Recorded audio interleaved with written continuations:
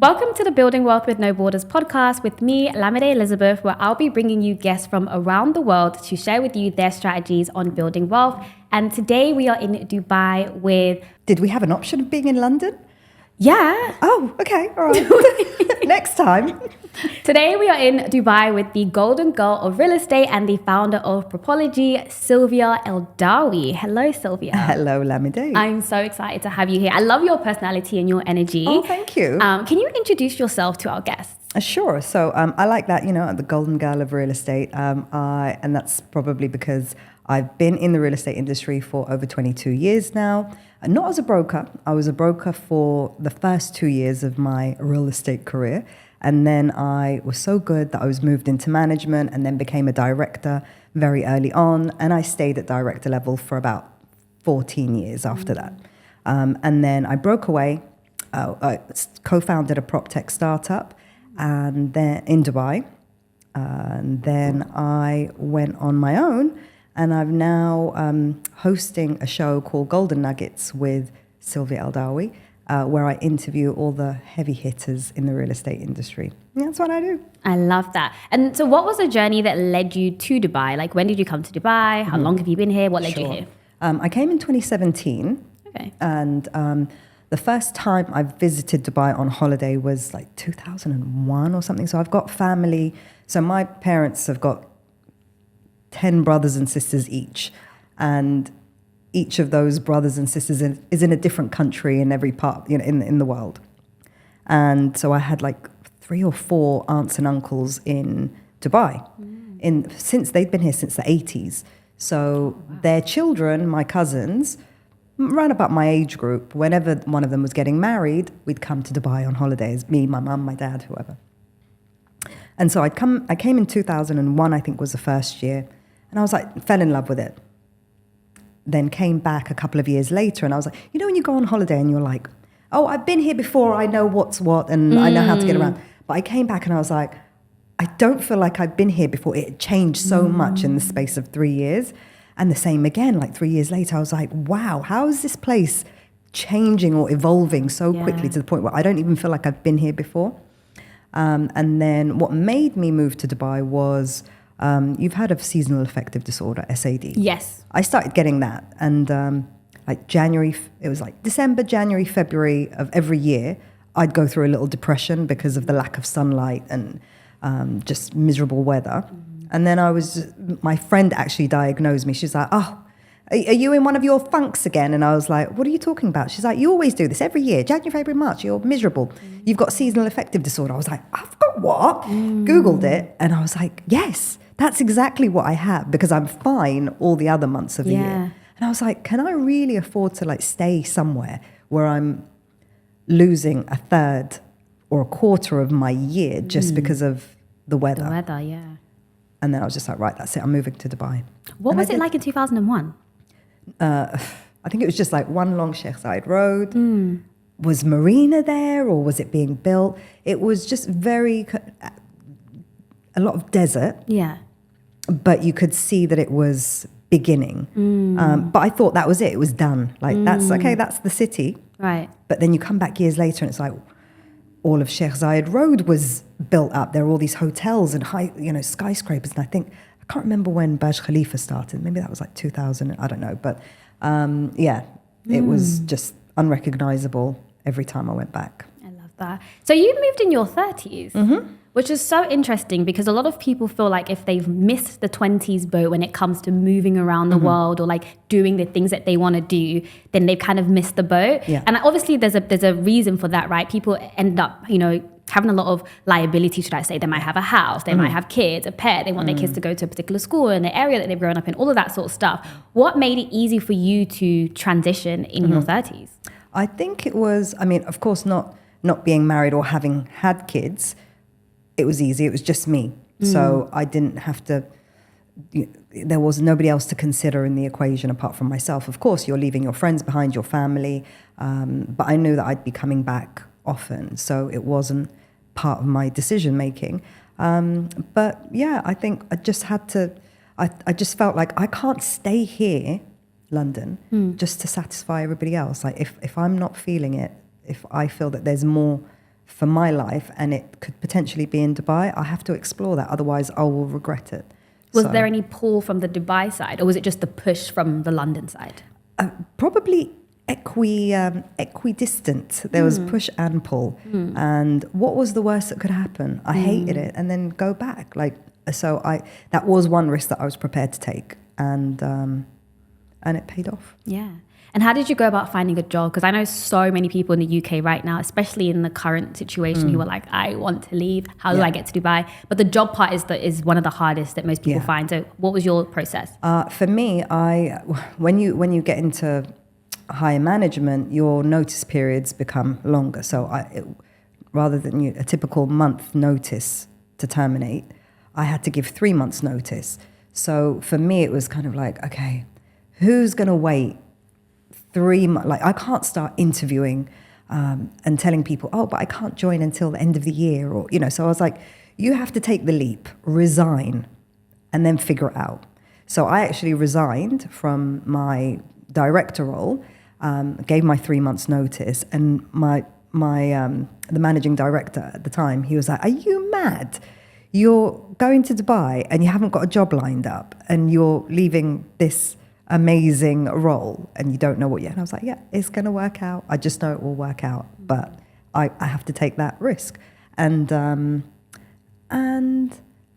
once kind of I was like a month away from when I was planning to move, started looking online, found one role which looked like it was written for me, and it said reach out to the job poster. And I saw that actually we were connected. I was like, oh, we're already connected. When did we connect? And I went back in history, and it was like, he'd added me in November the year before. And that's when I had started thinking, maybe I should move. And I was like, look at that. Like, I must have manifested him. I pulled him in from November, but there was no communication. And so I just reached out. I was like, is this role still available? And he was like, yeah. And send me your CV. I sent him my CV, and he was like, mashallah, this is perfect for the role. And I was like, okay, let's jump on a call. And yeah. Was that LinkedIn? And that was through LinkedIn. And there was another role, probably also through LinkedIn, for one of the largest brokerages in Dubai. They were looking for, I think it's a managing director role at the time. And I got quite far. I had like 2-3 Zoom interviews. And actually, no, it wasn't Zoom. I think it was something else, because Zoom only really came Skype, around. Probably. Maybe. Zoom was like post-COVID or during COVID. Yeah, during COVID, yeah. And they were very interested, but because I was the first person they interviewed and I'd already had a job offer from the other company, they were like, we can't offer you this role based on the fact that you're the only person that we've seen, you know, so you're suitable for it, but we cannot make that decision that quickly. And we cannot hire the first person, and only person that we've interviewed so far. So, was this after you'd fully left your job, or were you still like in your? I was still in my notice period. Okay. Yeah. So, but everything landed. I had I literally had like 1 week break in between leaving London and starting my new role in Dubai. And yeah, I just spent at the Sofitel in JBR unwinding, preparing myself for what was to come. And what was it like when you landed? Was you like, oh my God, what, my dad? Or was you like, I've been here before, my cousins are here? Very comfortable, felt like home. Just felt very natural. Of course, at the beginning, everyone, I would encourage anyone in London who has the means to move here, move. Because when I got my first pay slip, I was like looking at it thinking, wow, it's all mine. Like, where's the minus? Where's the net? Like, I can't believe that for so long, like half my salary. Do you know what I mean? Half. This is crazy. And so yeah, that still bothers me to this day. Yeah, that experience is so crazy, because I guess when you're growing up in the UK, or when you're working in the UK, you're so used to seeing the post-tax amount that you forget how much you're actually making on a monthly basis, because half of it is gone already. Like, if you think about it, forget money terms, just think, for the first 2 weeks of the month, I'm working for my government. That's how you have to look government at it. employee. I'm charity, right? This is charity. And then it's only week 3 and 4 that you actually earn your when you crust. say it like that. Yeah, but that's true. That's if you're in the higher salary tax bracket. If you're in the lower tax bracket, first week of the month, you're doing charity work.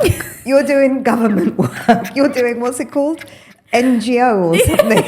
NGO, pro bono, all of those words. That's you. So look, I'm not saying it's all rosy here because everything is a little bit more expensive. I mean, my problem is, and this is probably what's rescued me in Dubai, is I have got zero concept of the exchange rate. I know it's very simple. Divided by 5, to convert from dirhams into pounds. I should be able to do the maths in my head very quickly. But my thing is I've lost all concept of the value of the pound. So if you, and it wasn't until the other day, I ordered a Charlotte Tilbury lipstick, but they didn't have it they'd run out everywhere. So I found it in one store, which is like Festival City or Miradif City Centre. So I was like, I'm not going there. Let me send a Kareem box. So I sent a Kareem box to go and pick up the Charlotte Tilbury lipstick. So he comes, he drops it off to my door, and then as he drops it off, I'm leaving at the same time. So I'm waiting for the lift, and he's waiting for the service lift, and he's like, Madam, too expensive lipstick.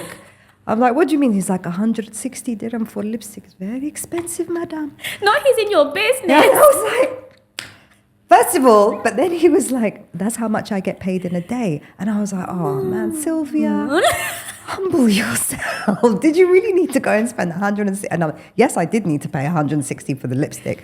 But I was like, let me just break that down into pounds. And I don't do the maths in pounds to work out, hold on, would I in London pay that? What is 160 divided by 5? I think it's like 4. I think that will come up to be around £40. £40. That's not for bad. Charlotte Tilbury lipstick. Is it bad? It's terrible. Oh, is it? MAC is like 20, or the last time I bought MAC lipstick in London, it was like 20 something pounds. But I've lost concept of what the pound equivalent would be. So that's why I just spend. Even when you think about your rent here, the rent that I'm paying now, I would never pay the equivalent in London. I'd be like, who do I think I am paying that kind of rent in London? But you do here for whatever reason. So yeah, I'd say brace yourself for that. There is other ways that your money goes apart from tax. True. But that's such a Dubai thing. Like, I'm just going to send someone to go pick up my one lipstick. Yes. That's so Dubai. I'm sure people from around the world are like, what? And even like if I'm sending something to my aunts or my cousins or whatever, I'm like, yeah, I'll send it in a Kareem box. Yeah. You know, because it's actually cheaper than me getting into an Uber and delivering it to you or whatever it may be. But massages, I have way more massages here than I do in the UK. Comfort. So it's I like to be comfortable. Want to do my nails, blow dries. You probably have way more blow dries here than over in London. It was only like special occasion. Yeah, let's do a bouncy blow for a special occasion. Here, it's like every other day going for a blow dry. So it's a slightly different. You spend your money in different ways. Yes, but it still goes. Yeah. So whether it's tax or comfort and enjoyment, I'd much rather just spend it on comfort and enjoyment. Okay, so I want to take it back to what your relationship was like with money growing up. Like, did you ever talk about money in your family? Did you see how your parents handled money? And did any of that impact you growing up? Definitely. So my parents are polar opposite when it comes to their style and attitude to money. So my mum's very prim, proper. She's a clean freak, and that kind of translates into her credit score. Like, she's so proud of how amazing her credit is. You know, so she would like strive for the ultimate credit score, credit rating, so she could be like offered credit cards and store credit and so on. So she was always dead set on making sure that her name was flawless. Where my dad was a little bit of a, only fools and horses, Del Boy and Rodney. He was kind of, always down for a get rich quick scheme, bit of a risk taker. Some of those get rich quick schemes came through, some of them didn't. But then I'd see how my mum would lose her shit when it didn't. And so I'm kind of in between thinking, do we take risks? We don't take risks. Is it nice to have a clean record? So I'm probably closer to my mum's side than my dad's side when it comes to risk. But we certainly weren't rich growing up. I wasn't, low income family, lived in council flats my whole life. But that was our community. That's all we knew. And it was fine. But I knew I was destined for greatness. I knew there was more to this. I just had such expensive taste and I just wanted the finer things. So I was like, everybody else is fine living like this. No, I want a little bit more. So I'm going to I'm going to go and get it. Did that materialize in anything that you did? Was there anything that you did maybe like, a lot of people who are like that, they start like a side hustle really early. They start selling sweets at school, or they have their first business at 16. Did that materialize in anything that you did, or even what you decided to study? No, it didn't change anything that I did, but it changed my attitude. There was one thing that happened where I think it probably, and this woman has no idea how it just probably changed my trajectory in life. I was walking down, I think it was like New Bond Street or something, and this lady was wearing a fabulous pair of sunglasses. And I remember stopping her and asking her, excuse me, where did you get your sunglasses from? Because I recognized the brand, but I didn't know what, I recognized I'd seen it before, but I didn't know what the name of the brand was. I was like 16, 17 at the time. So we're talking about 1995. Oh my God, okay? I wasn't even born. And so I was like, excuse me, where are your glasses from? And she's like, Gucci. And I was like, how much were they? And she's like, I can't remember. And she just walked off. And I remember thinking, you've got a pair of Gucci sunglasses and you cannot remember how much they cost? And I was like, what? In a way, I was just like, is she just being a bitch? Or is she genuinely that rich that she's not aware of how much the item costs? And I was like, one day I'm going to be in the exact same position. I'm going to make sure. And actually, it did happen to me maybe 10, 15 years ago. It was like I'd come full circle. Someone asked me, where are yours, whatever it was, from? And I was like, oh, I don't know, Aquazura. How much were they? I can't remember. And I was like, oh my God, I've become that person. But that kind of made me want to strive for those finer things. I'm not saying this is the right path, by the way, because I've wasted a lot of money trying to impress other women, essentially, or give myself that confidence when I step out. Expensive shoes, handbags. Guys don't care about this stuff. They don't even know about this stuff, really, do they? So why am I spending all this money on designer stuff? And what do you think it was? I was trying to feel better about myself. Like, I'm trying to, I've got that. Yeah, I can do that. I can afford that. I'm trying to prove something to myself, but am I trying to prove something to other women as well? Why other women? You wanted to be accepted by them?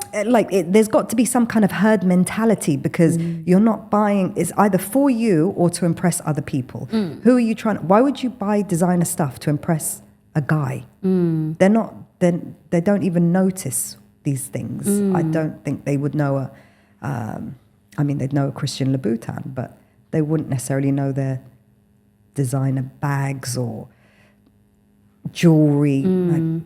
So it's either for yourself or it's for other women. I couldn't figure out why I was doing it, to be honest. Have you stopped now? And I haven't stopped entirely. Like, if there's a pair of shoes, but I'm just like, I just can't justify it any longer. And I look at my shoe collection. I'm like, why do you need to add to that? Why? Like, isn't it that money, that 4,000 dirhams? Can you invest that into your business? Can you spend that on something that's gonna, so it's about making your money work for you rather than blowing it on stuff. Yeah, I think that's so interesting. So I feel like when I first, I started off in investment banking, and obviously I came from a very low income household. So when I first got like my first couple of like paychecks or whatever, I bought not that many designer things, but I did buy a couple of things. And I think it was just because before I had that money, every time I walked into those stores, it would always be like, check the price tag. Yeah. And I remember just saying like, I want to get to a point where I can walk into these stores and I don't even have to check the price. I can just take it to the till and know that I have the money to do it. And so at that point, I bought quite a few things, but I feel like once I proved that point to myself that, you have made it into a different, financial situation, I stopped caring. Yeah. But because the novelty had worn off now. Yeah, it was like, I really wanted to be able to do this. I've done it. But I will say that I am not I believe in like value-based spending. So if you care about something, spend your money on that. And then the other things that you don't care about so much, don't spend your money on that, so that you have the flexibility in your pocket to be able to get the things that you do want. and I'm just not really a fashion forward person. So I have no interest in purchasing designer things anymore.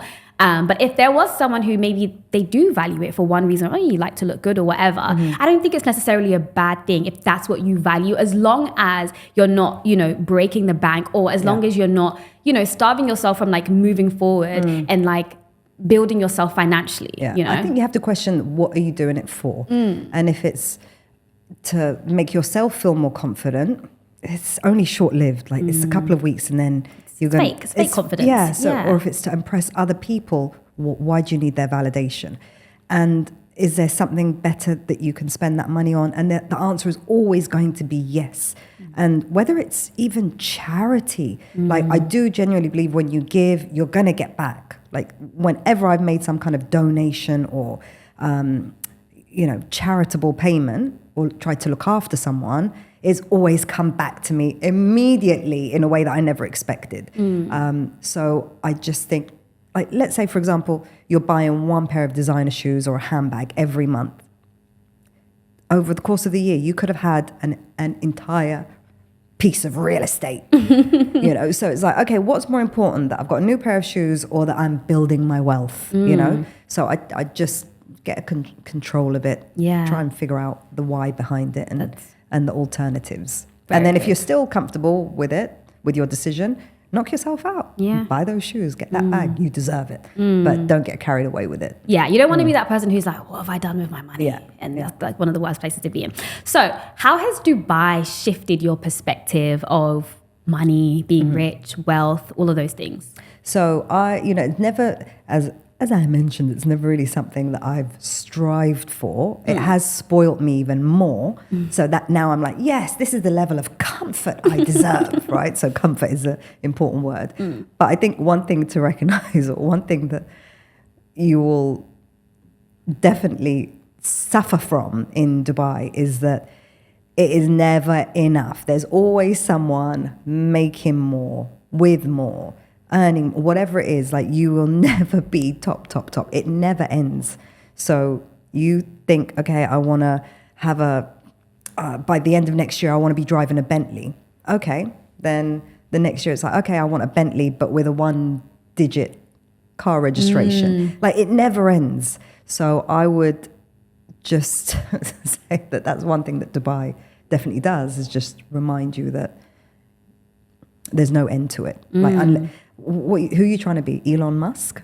Because you will, whatever bracket you go into, whatever you start, whatever lifestyle you acquire, it's not going to stop there. You're going to want the next best thing. So I'm at the stage now where it's like, okay, can we start looking at maybe first class flights? Can we get accustomed to that lifestyle? No.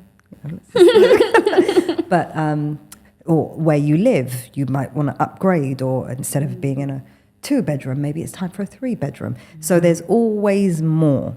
So I just think, don't lose yourself trying to get to the next level, because there's endless levels. I hope you guys are enjoying this content. If you are, please don't forget to hit the like button and subscribe. If you're committed to building wealth with no borders and want to invest in a property in the UK or in Dubai, feel free to send an email to lamideelizabeth@gmail.com and I'll be sure to help you. If you're not quite ready to invest yet, check out the affordable video courses down below that will teach you more about property investing and money management. And if you're thinking of relocating to Dubai, setting up your business, breaking into certain industries, getting a visa, check out the Professional Network. The link will be below. So I would say that for me, Dubai has kind of inspired me to go after more, because I've seen a lot of like young people who have a certain level of success, and I feel like the mindset here from the people that I've met is like, wow. And I feel like, especially in comparison to London, and I know that London is a great city, by the way, is like, I just say that London is a great city, but there are certain mentalities of like,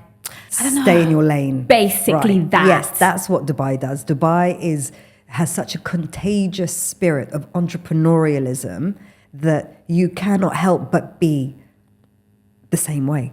And in the UK, maybe if you become an entrepreneur, you have just one business or one stream of income. Here in Dubai, I think you could easily have 3 or 4 businesses under your name and keep going, keep striving for more. So yeah, I definitely think that this is a place to come, flex your muscles. You can reinvent yourself. You can be who you want to be.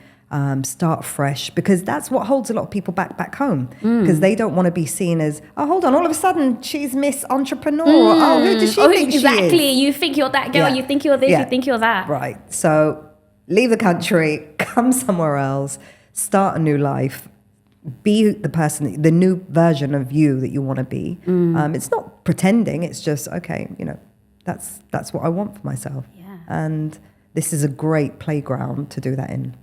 So let's talk about property investing in the UK versus Dubai. Yeah. What are your thoughts on it? If someone had, let's say, $250,000 and they're like, should I invest in the UK or should I invest in Dubai? What are you going to say and why? I would say split it and do half and half. So I believe in having, like, not having all your eggs in one basket, especially the way of the world. You don't know, maybe there'll be wars, there'll be bombs, there's destruction. I mean, I'm from Sudan, and that has been completely destroyed in the past year and a half. And people have lost everything.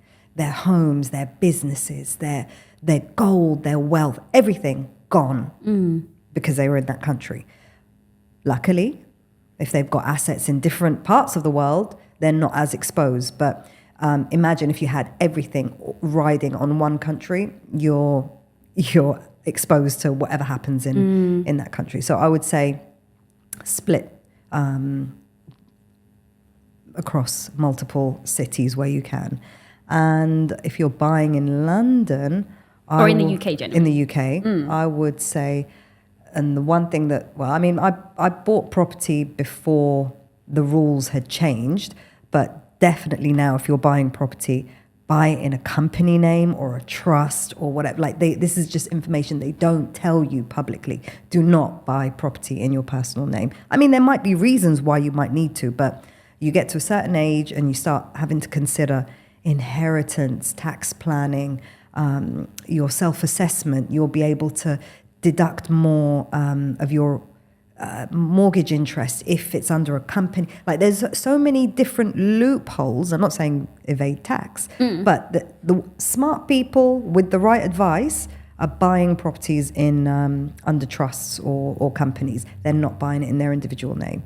Mortgage lenders will maybe lend a bit more favorably if it's under a company. So I would just say do your research on and the same applies for here, I guess. So if you buy all your properties in a trust, that way, when you pass or whatever, or even while you're still alive, you can just change the shareholders rather than having to sell the property to them, or they pay tax or capital gains tax. Or I'm not a tax advisor by any stretch of the imagination, but I know that the smart people are buying property in company names. I love what you said, basically to diversify your investments. And that's kind of like what the name of this podcast is about. It's like building wealth with no borders. You don't have to stick to where you are. And a lot of people, obviously people are very like, I guess, bullish on the Dubai property market. They were like, put all your money here, whatever. And even for me, as much as I love Dubai and I see it as a place for the future, I do think from a, risk averse, diversify, just being smart. Any portfolio advisor would tell you that, right? You want to diversify your assets. I would definitely say Dubai is a great place to invest. I think some of the success stories that I've heard of how much people are able to make, just flipping properties and just the trajectory that Dubai is going in, I do feel very positive about the market. But I think diversification is important, especially if you're looking at the UK as well. Like there's a certain level of like assurance you can have with that market. So why not split? So I think that's actually really, really good advice. Yeah, and it's lucky, for people like us, we've got British passports. It makes sense to have a property where you're a citizen. We're not citizens here. We're residents here. We're not citizens here. Exactly. So, and that mortgage is hella long. It's hella long. I don't know where I'm going to be at in 25 years' time. So to me, I prefer the idea of where you're from, invest in where you're from. I've had some great success. I haven't exited yet, so I can't say that they're, totally successful, but they're on track to be super successful. And investments in Dubai. Investments in London. I haven't bought property in Dubai. Oh, okay. Why not? Risk averse. That's me again. I'm just like, I don't know. I wish now, looking back, I wish I bought during COVID, but we never thought that what come out could of it. happen would happen. Right. So for me, it's not so much about, okay, you can get high returns and this ROI and that ROI. But I was like, yes, but what about the capital appreciation? Whereas in the UK, the ROI is super low. Yes. But I know that my properties probably double, triple in value over the course of 10 years. And I wasn't seeing that in Dubai.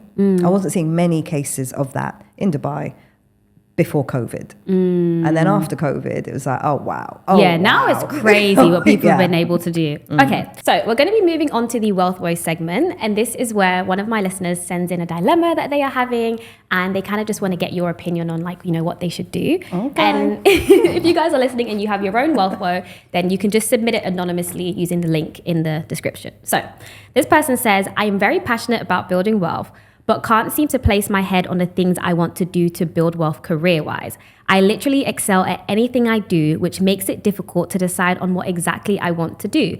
I'm scared of walking the path of aimlessness. What do I do? Oh, that's deep. Scared of walking the path of aimlessness. I think there's a couple of key words in that for me. So number one is the scared part. I think that is like fear is fantastic. It's a very important part of being an entrepreneur, of building wealth, because there's no risk that doesn't come with a hint of fear. And I don't think I know any successful person who has not lost a couple nights sleep over a decision or a next step. So I think fear is fantastic. It's a good start. And it's kind of fuel as well to make sure you don't fail. So I think fear is good. I think aimlessness part, that's an interesting word. And it kind of sounds like this person might want to be falling into something, but they don't really know. But I think that person does know what they want to be doing. And I think they might be on the wrong track. And I'm taking a wild guess here, but the one word I didn't like in that was, or the term that I didn't like was building wealth in my career. Ooh, okay. Because I don't know anyone that built wealth through a career. Ooh, what do you mean by that? Okay. Wealth is mega money. Let's be honest. Wealth is something that you can pass on to generations. Being rich and being wealthy are two completely separate things. Agreed. You can get rich through a career, but nobody gets wealthy through a job or through a career. So even if you're, you get wealthy by three things: investing in real estate, investing in businesses, or investing in your own business, or investing in stocks. That is the only way that, or they're the main ways that people build wealth. You need ownership for wealth. You need ownership. Career, nah. That might set you up to, you might get rich so that you can then take the step to buy a business or invest in a business or invest in real estate. But that is so good. I don't know anybody who got so wealthy through a job. Oh, some people are going to be angry about that. I mean, I can be proven wrong. I'm happy to be proven wrong, but yeah. It's actually so true. And I always say this, like, to build wealth, you need ownership, and you don't own your job. Like, you don't own a job. And like you're saying, the things that you can own, real estate, stocks, businesses, your own businesses. So that is actually so good. So I didn't even think about that, but yeah, you do want to kind of reframe that, because you're not going to, some jobs give you shares, but then it's not. But that's still you investing sweat equity, again, essentially, to stay in that company so that you can, so that your shares can vest, or so that it's still an investment. It's still an investment into one of the three, which is stocks, basically. You're investing your time and loyalty into staying with this company so that your shares become worth something.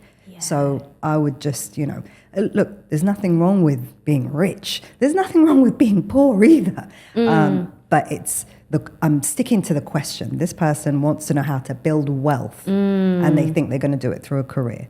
And I don't think that's possible. But have you ever faced a situation where, like, you have so many things that you're good at, but you don't know where to focus? Yes. And how did you decide, okay, this is the one that I'm going to go with? Well, I'll tell you the process that I went through, because I was in exactly the same position where, I'm good at a load of things, but some of them make me happy and maybe not that much money, but some of them don't really bring me joy, but I can make a lot of money doing it. So I was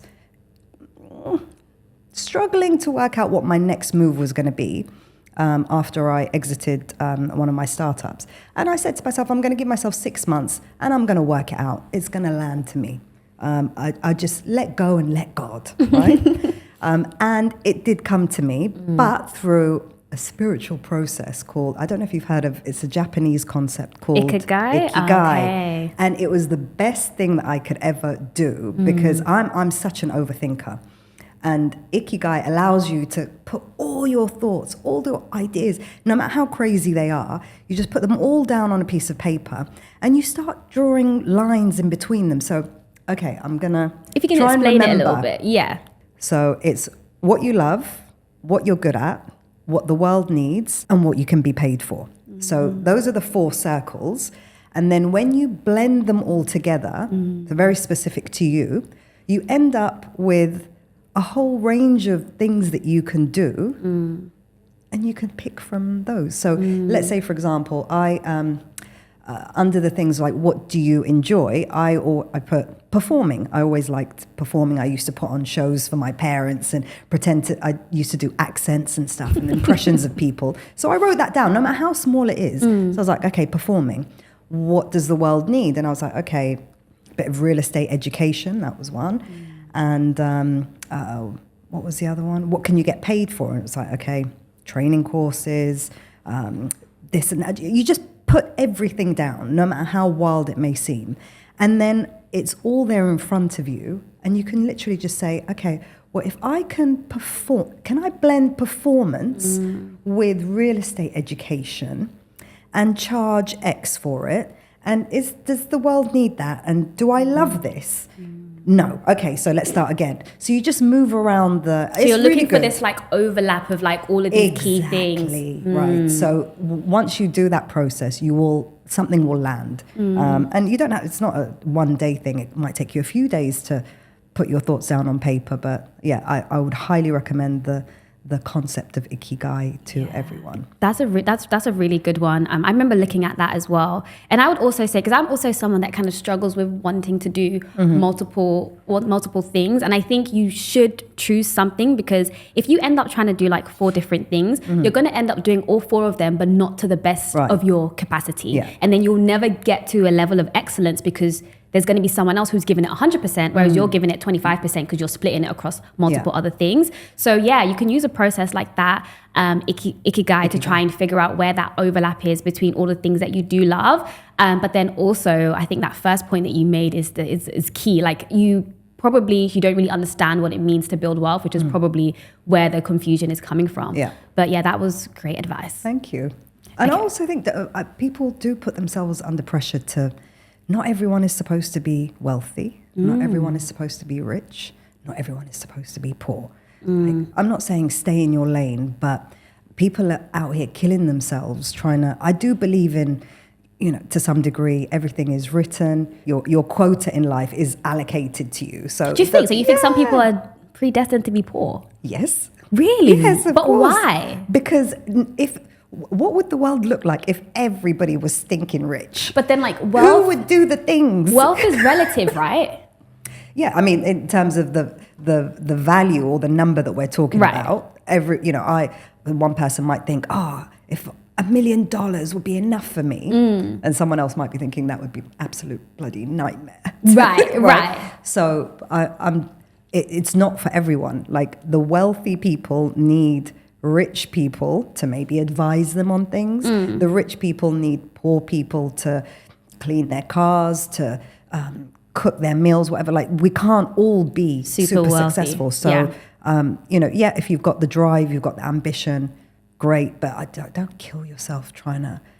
So if someone was watching this right now and they were, let's say, broke, would you be like, go stay in your lane? Yeah, like, oh, babe, I think this is just what God wanted for you. He just wanted you to be broke. Is that what you say? I would say, why do you want to be rich? Like, do you want to be rich? Rich is not my driver. My driver is comfort. Okay. So for me, it's like, I don't want to fly economy. I want to fly business class. Because it's more comfortable.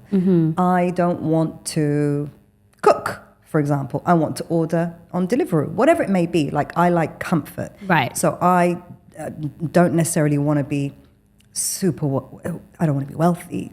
I mean, okay, let's not put it out there. I mean, because someone if would it's look coming, at it's you coming. and say, well, that is wealth. To be able to choose to take business class other than economy. Some people don't have that choice. Maybe No, they I just wouldn't want to call be it in your wealth. position. I'd call that access to miles. Like, it's not like you've got an Emirates Skywards credit card. Like, no big deal. Some people have never taken business before, and they, that for them is like the goal. Yeah, well, what happens is lifestyle creep. You fly business one time, there's no going back.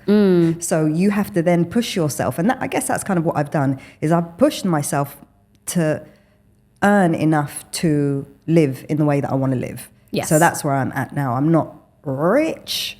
I mean, yes, I'm rich in a lot of... To some people, you'd be rich, though. Yeah. But in my own head, this is like, okay, you're good, girl, but...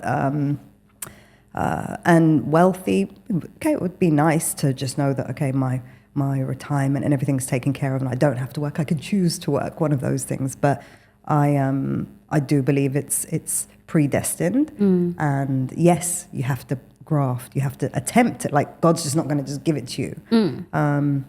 You have to work for it, but I'm not going to break my back. Put it this way, I'm not going to break my back to. So if someone, so the stories, the rags to riches stories. Do you think that was predestined, or you think that they, I don't know, punched down their destiny and they were supposed to be poor, but then they broke out? I think it's a bit of destiny and desire. Maybe, is there a song? Destiny and desire, Is that a song? all that I've been waiting for. It's an old school garage tune. Destiny and desire. So there's got to be some work that goes into it. You can't just sit back and let it be. But yeah, I do believe that was their lot in life. They're going to find it, whether it was through a business, whether it was through marrying the right person, whether it was through an investment. They were destined for that level of financial freedom. So as you've worked your way through your career, did you think to yourself, I'm never going to be wealthy? Were you aiming to be wealthy? Because technically, everyone has a net worth, right? Your net worth is your assets minus your liabilities. We're talking about accounting. So everyone has a net worth. Everyone has a certain level of wealth. But when you were going through your career, what was your aim? To be comfortable. To be comfortable. And that's not a good word. Like, it's not something that I'm proud of, because comfortable is also, you associate it with comfort zone. So I didn't push myself out of my comfort zone. You asked me before we started shooting, she's like, what were you doing for the past 20 years? And I was like, I was at director level for about 15 years. She's like, you were like, why didn't you open your own brokerage? I was like, didn't fancy it. I didn't want that level of responsibility at that time. I saw the owners of the businesses having grey hairs and stress and all these financial worries and taking big risks. And I was like, that's not for me. So I do have a tendency not to push myself out of my comfort zone. And that's something that I'm working on. But if you did start the brokerage, do you think you could have been wealthy? Maybe not, because the brokerage owners that I've seen that are wealthy, they did it by taking some big risks, some big making some big gambles. And I don't think I've got that in me. I'm not much of a risk taker. I'm a Cancerian, my star sign's Cancer. And I think we're quite like risk averse people, like everything to be safe. And, we like to have savings, and there's always a rainy day that might come. So we have to be liquid for that rainy day. So but I'm not that much of a gambler or risk taker. And the ones that I've seen that have smashed it are Risk takers. Are they usually men? Yeah. I think there's also a women thing to not being huge risk takers as well. Yeah, absolutely. Yeah. Absolutely. Okay, so we're going to move on to the final section of the podcast, which is quick fire money questions. Okay. And the first question is, what is the best investment you've ever made? Well, I haven't actually exited any of my best investments yet, so I can't say. But the one investment I think I didn't make that would have been a bad investment, and people are I might get some hate for this, but I'm so glad I dropped out of university. So your best investment was not going to university. Oh my God. I feel like, did you go to university? Yes. You had to pay student loans and stuff. Did that break you for a while. I mean, they're still there. And was it worth it? Yes, for me it was. Okay. Because I couldn't have got into my career without it. Not many careers can you, like, what was your line of? I went to investment banking and I studied at LSE. Okay, fine. All right, so that's fantastic. LSE, okay, you're a smart cookie. That looks great on the CV. But me, I was doing like a media with film and video production degree. This is a nonsense degree. It's nonsense.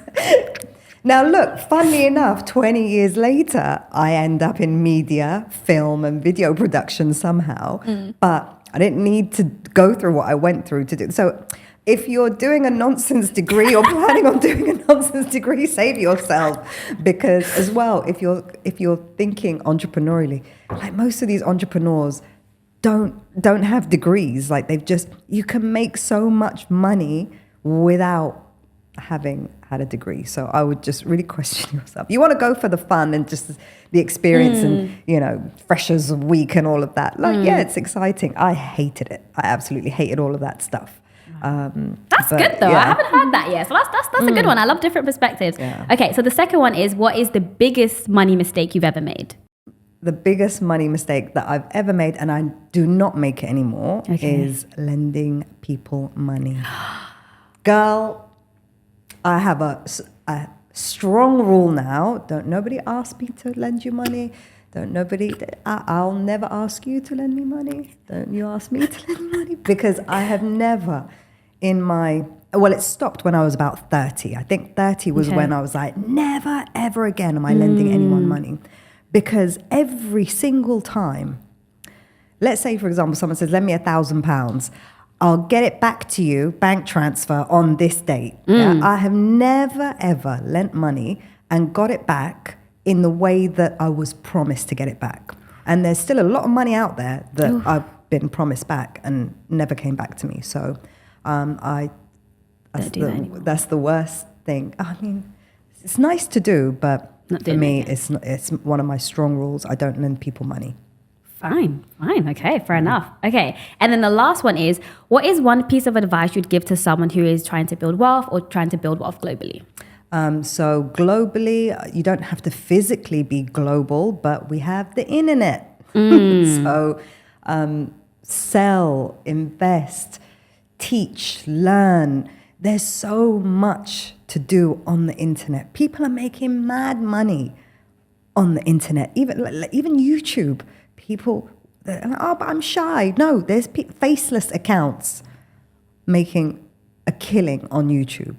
Now with AI, like find the balance. AI on internet, money to be made. Do not, like the .com boom, like back in the 2000s, it was like, the World Wide Web is here. We're not quite sure how it's going to pan out for everyone, but, we're looking forward to seeing how it works. And, we had Ask Jeeves, before Google, it was Ask Jeeves. So type in a question, you get the answer. Now, like, we had no idea the size, the scale that it would be at.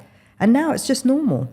So we're at that stage when it comes to AI. Yeah, agreed. If you want to make money globally, figure out, like, there is enough content on YouTube.